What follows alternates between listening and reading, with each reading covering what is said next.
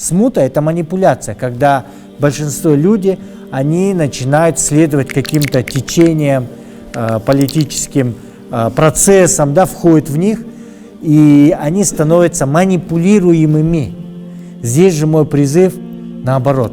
Призыв не быть манипулируемыми, но именно участвовать в этих процессах с призывом, с благому, с призывом именно к улучшению ситуации. Нельзя сейчас сеять фитну или как бы участвовать в фитне.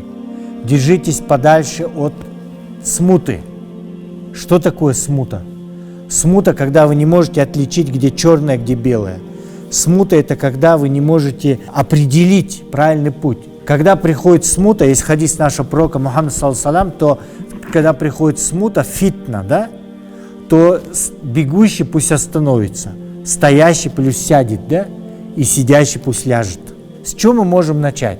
Самое главное, каждый должен начать со своей семьи, со своего аила, собрать свои советы аксахалов, имамов, да. Имамы сегодня официально утвержденные, да, они, в принципе, являются представителями духовного управления мусульман. Имамы совместно могут сесть, позвать аилюкметту, аксакалов, активистов и подумать, какие проблемы сегодня в селе, какие наши отношения. Наши отношения внутри села, допустим, или аила, они не очень хорошие сегодня.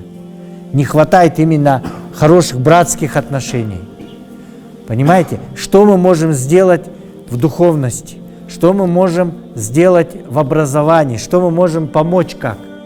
Посмотрите, бывают улицы, живут на одной улице богатые, да, состоятельные, и на этой же улице живут те, кто нуждается. Имам может, допустим, выйти и собрать аксакалов, зайти к богатым и сказать: вот там семья, давайте мы поможем, будем месячно чуть-чуть помогать, как-то, чем-то.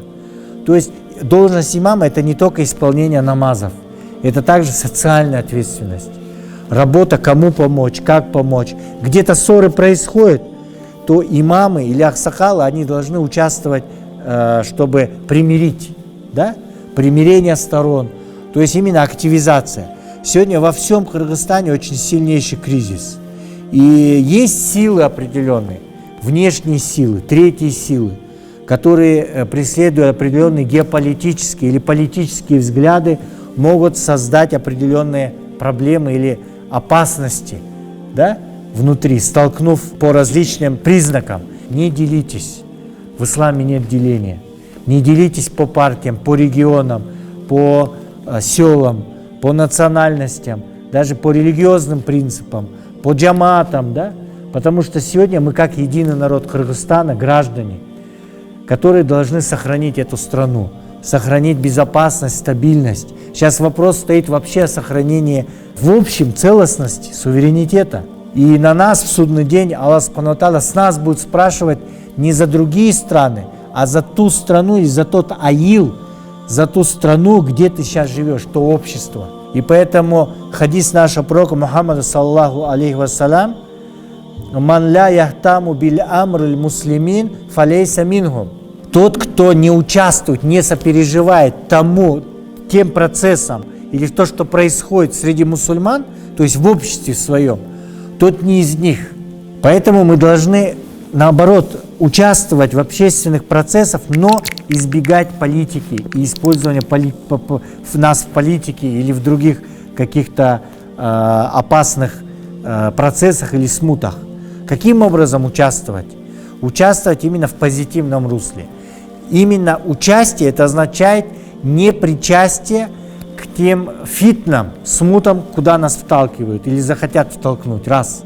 То есть не разделяться по регионам, не разделяться по различным бөлініп, вот всяким вот таким вот джаматам, партиям и так далее. То есть как объяснить? Призывать к благому. Призывайте сегодня к благому, призывайте к исправлению.